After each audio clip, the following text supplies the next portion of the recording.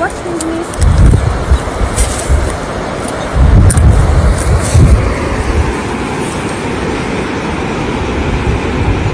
आज हम बात कर रहे हैं कि भाई ये सोशल मीडिया मार्केटिंग ये आजकल बिजनेस के लिए इतनी जरूरी क्यों हो गई है।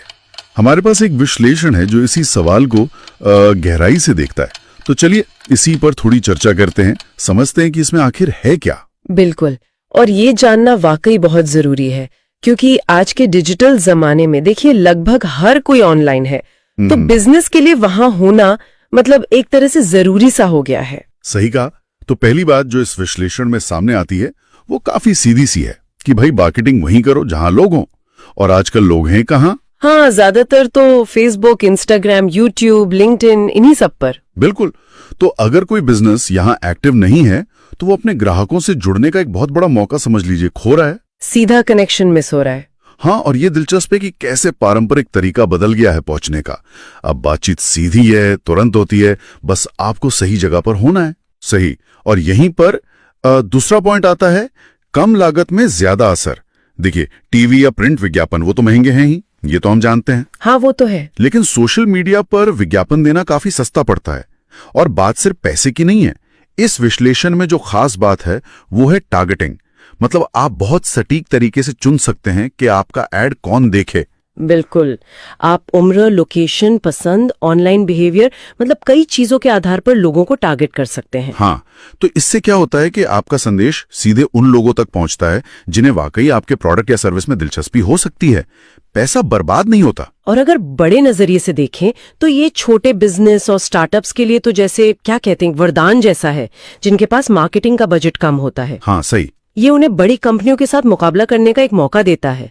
ये सिर्फ सस्ता नहीं है, ये ज्यादा स्मार्ट तरीका है। अच्छा, तो ये तो हुई लागत और पहुंच की बात। पर सिर्फ बेचना ही तो मकसद नहीं होता है ना। हाँ, ग्राहकों का भरोसा जीतना भी तो जरूरी है। बिल्कुल जरूरी है। और यहीं सोशल मीडिया का एक और रोल आता है, ब्रांड की इमेज बनाना, विश्वास जगाना। मतलब ये सिर्फ एक दुकान नहीं है। सही कहा, ये एक रिश्ता बनाने की जगह है। जब कोई ब्रांड लगातार अच्छी जानकारी शेयर करता है, लोगों के कमेंट्स का जवाब देता है, उनसे बात करता है, तो एक कनेक्शन बनता है। हाँ, एक अपनापन सा लगता है। बिल्कुल, और इसी से ग्राहकों का ब्रांड पर भरोसा बढ़ता है। ये एक लगातार चलने वाली चीज है। सिर्फ पोस्ट डालना काफी नहीं, उनसे जुड़ना पड़ता है, पारदर्शिता दिखानी पड़ती है। और इसी से जुड़ी है अगली बात, सीधा ग्राहक फीडबैक।